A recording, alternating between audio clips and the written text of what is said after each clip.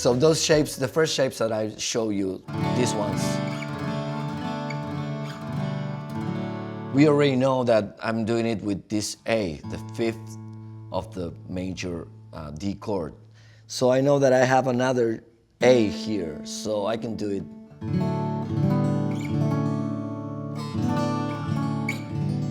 Instead of doing, I can do this.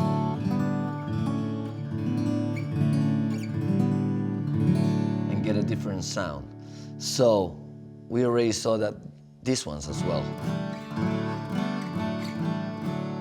So we can just fool around that, all those chords, you know.